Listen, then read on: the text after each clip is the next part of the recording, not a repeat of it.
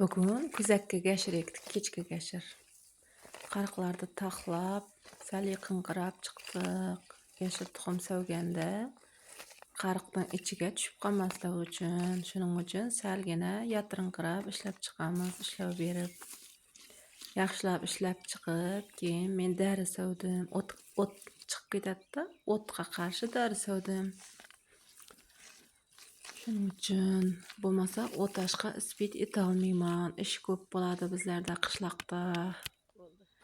Gashir ham ekish oson emas. Oldin gashir qariq tortamiz. Keyin bo'yan qo'yib chiqish kerak. Bizlarda 50 gradus issiqdan ko'p bo'ladi gradus. Gashir tuxumni ekkanimizdan keyin agar ustiga bo'yon qo'ymasak, o't qo'ymasak, kuyib ketadi gashir tuxumlarimiz issiqda, keyin ko'karmay qoladi.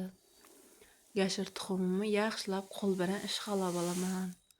Agarda ishqalamasangiz, erkak gashir bo'lib, qattiq gashir bo'lib qoladi. Gashirimiz yaxshi bo'lmaydi. Hammasi gullab, qattiq gashir bo'lib ketadi.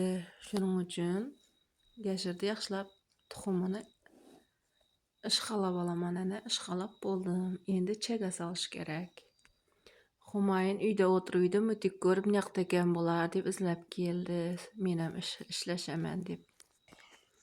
Unda ketdik chaga solamiz balam deb, chaga solishga ketdik. Chaga qo'shdik. Savish uchun o'ng'ayli etib chagalarni qo'shib oldik. Chaga qo'shsangiz ham siyrak tushadi, ham qancha qariqqa yetirishingizni normasini bilib olasiz. Shunaqa qilib tuxumlarni sochib oldik qarig'imizga.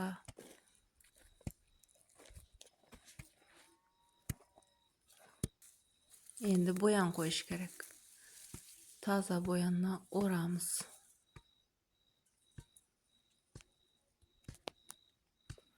Bo'yon sizlarda bormi? Yozib ketinglar. U qanaqa nima ekanini bilasizlarmi? Kommentariyada. Bo'yonlarni qo'yib chiqdik, xudoga shukr bo'ldik. Kun ham botdi. Ser sog'ishga kech bo'lib ketdi. Endi kech bo'lsa-da sovib kelaman qarang'ida borib. Ana shunaqa qishloq hayoti, shunaqa ishlar bilan band bo'lamiz. Like bosinglar.